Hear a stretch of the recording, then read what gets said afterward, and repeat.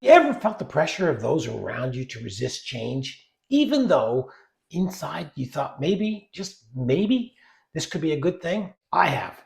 It was early in my career and it taught me one of the biggest lessons of my leadership career. Let me explain to you how. I was a new supervisor, barely in the job more than 6 months, and I was in a room with a bunch of other supervisors.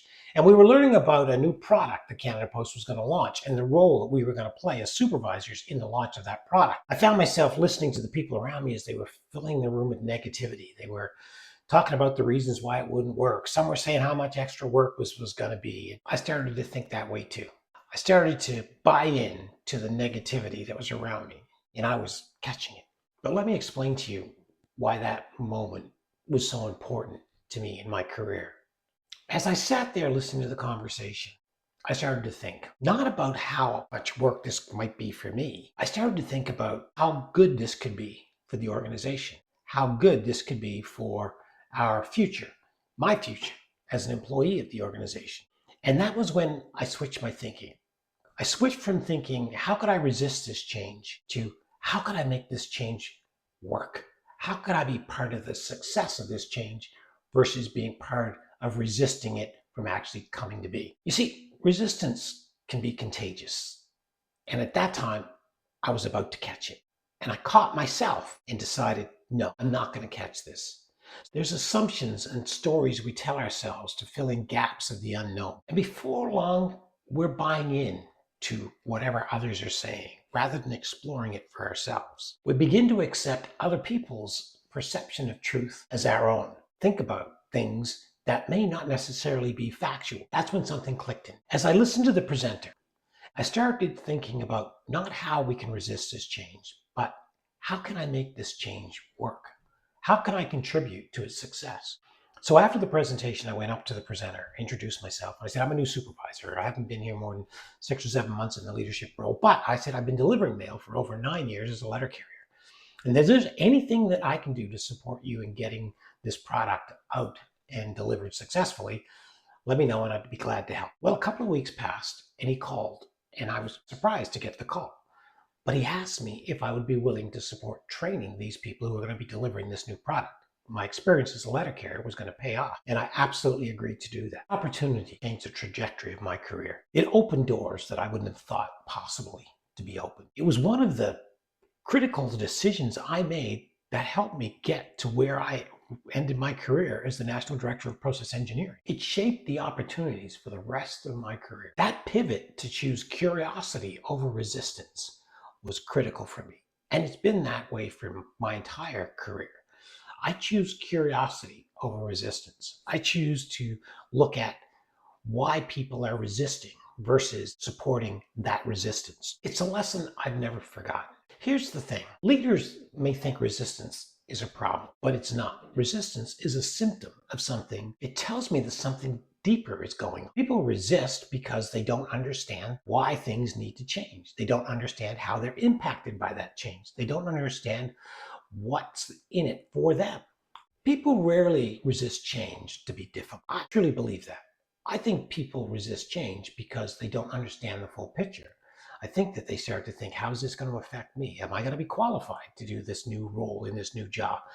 Is it going to mean extra work for me? Is it going to mean something that's going to impact me, my life, my family, and so on? And the challenge is people don't always ask those questions. They fill in the answers for themselves rather than seek to find out the answers from leaders about those types of questions. So instead, resistance shows up as skepticism, it shows up as frustration, it shows up as hidden sabotage, it shows up as silence. There's 8 symptoms of resistance. I'll talk about those in a future video, so be sure to subscribe. You see, people have this desire to keep the status quo, even if it's not working really well. Our job as leaders is not to convince them to change.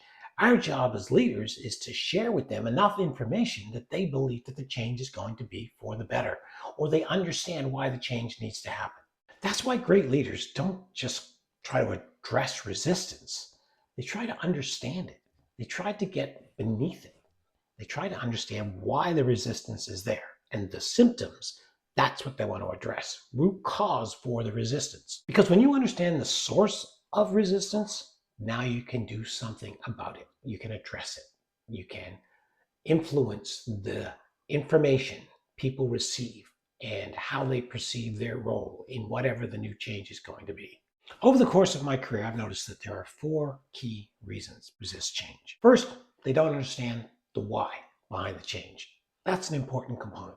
If leaders are not talking about why this change isn't needed, then they're missing a key element of being able to ensure change gets adopted. Second, they believe the change is going to take too much effort, or they may not even be qualified, or there's a skill gap between where they are now and where they're going to need to be after the change. As leaders, our job is to make sure that if they do feel that, they're confident that we're going to help them close the skill gap, that they're not going to be left behind. Third is they're convinced that their current approach is working, or their current approach is the best way to do it.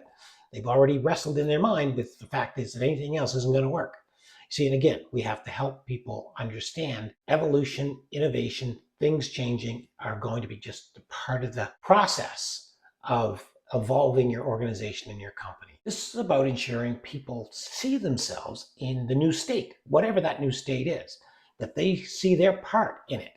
If we can help make that happen, we're going to absolutely reduce the resistance to change. And fourth, the culture around them may be influencing them and their decision. And I've certainly seen that in my career, where people are buying in to those around them as it relates to the decision, rather than seeking out the facts and finding out for themselves and making a decision on their own. Help people make their own decisions rather than jump onto a bandwagon that's heading in the wrong direction.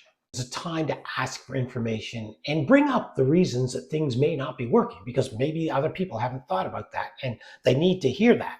But that should foster collaboration and discussion. It shouldn't be shutting it down.